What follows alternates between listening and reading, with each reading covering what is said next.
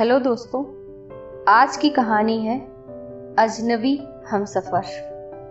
Train के reservation के डिब्बे में बाथरूम के तरफ वाली सीट पर बैठी थी।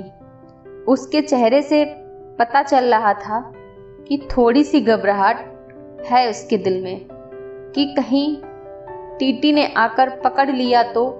कुछ देर तक तो वो पीछे पलट पलट कर टीटी के आने का इंतजार करती रही।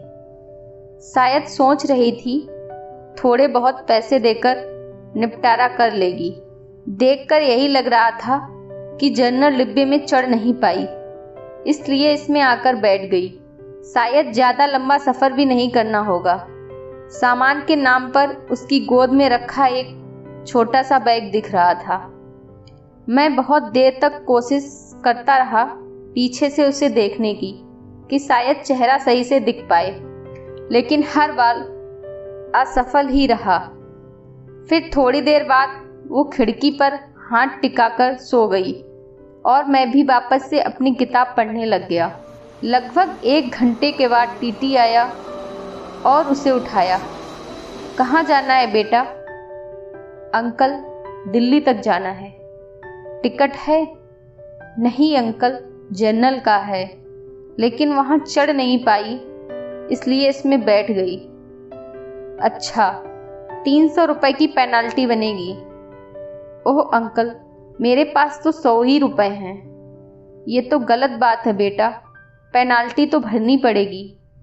सॉरी अंकल, मैं अगले स्टेशन पर जनरल डिब्बे में चली जाऊंगी। मेरे पास सच में पैसे नहीं हैं। कुछ परेशानी आ गई, इसलिए जल्दबाजी में घर से निकल आई और ज़्यादा पैसे रखना भूल गई। बोलते बोलते वो लड़की रोने लगी। टीटी ने उसे माफ़ किया और 100 रुपये में उसे दिल्ली तक उस डिब्बे में बैठने की परमिशन दे दी। टीटी के जाते ही उसने अपने आंसू पोंछे, इधर उधर देखा कि कहीं कोई उसकी ओर देखकर हंस तो नहीं रहा है। थोड़ी देर बाद उसने किसी को फ़ोन लगाया और कहा उसके पास बिल्कुल भी पैसे नहीं बचे हैं। दिल्ली स्टेशन पर कोई जुगाड़ करा के उसके लिए पैसे भिजवा दे, वरना वो समय से गांव नहीं पहुंच पाएगी। मेरे मन में उथल पुथल हो रही थी। न जाने क्यों उसकी मासूमियत देखकर उसकी तरफ खिंचाव सा महसूस हो रहा था। दिल कर रहा था कि उसे पैसे दे दूं और कहूं तुम परेशान मत हो, रो मत, लेकिन एक अजनबी के लिए इस तरह की बात सोचना थोड़ा अजीब था। उसकी शक्ल से लग रहा था कि कुछ खाया पिया भी नहीं है, शायद सुबह से, और अब तो उसके पास पैसे भी नहीं थे। बहुत देर तक उसे इस परेशानी में देखने के बाद मैं उपाय निकालने के लिए सोचने लगा ताकि मैं उसकी मदद कर सकूं और फ्लर्ट भी ना कहलाऊं। फिर मैंने एक पेपर पर नोट लिखा, बहुत देर से तुम्हें परेशान होते हुए देख रहा हूं। जानता हूं कि एक अजनबी हम उम्र लड़के का इस तरह तुम्हें नोट भेजना अजीब भी होगा और शायद तुम्हारी नज़र में गलत भी, लेकिन तुम्हें इस तरह परेशान देखकर मुझे बेचैनी हो रही है, इसलिए ये 500 रुपये दे रहा हूँ। तुम्हें कोई एहसान ना लगे, इसलिए मेरा पता भी लिख रहा हूँ। जब तुम्हें सही लगे मेरे पते पर वापस भेज सकती हो। वैसे मैं चाहूँगा नहीं कि तुम पैसे वापस करो। मैंने एक चाय वाले के हाथों उसे वो नोट देने को कहा और चाय वाले को मना किया कि उसे ना बताए कि वो नोट उसे मैंने भेजा है। नोट मिलते ही उसने 2-3 बार पीछे पलट कर देखा। कोई उसकी तरफ देखता हुआ नजर आए तो उसे पता लग जाएगा कि किसने भेजा, लेकिन मैं तो नोट भेजने के बाद ही मुंह पर चादर डालकर लेट गया था। थोड़ी देर बाद चादर का कोना हटाकर देखा तो उसके चेहरे पर मुस्कुराहट महसूस की।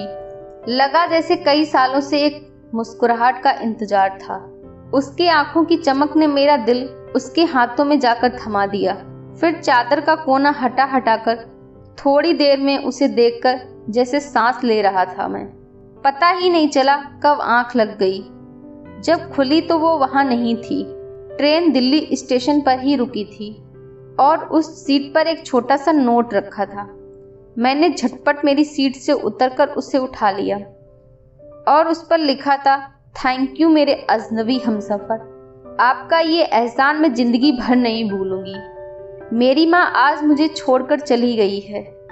घर में मेरे अलावा कोई और नहीं है, इसलिए आनन फानन में घर जा रही हूँ। आज आपके इन पैसों से मैं अपनी माँ को शमशान जाने से पहले एक बार देख पाऊंगी।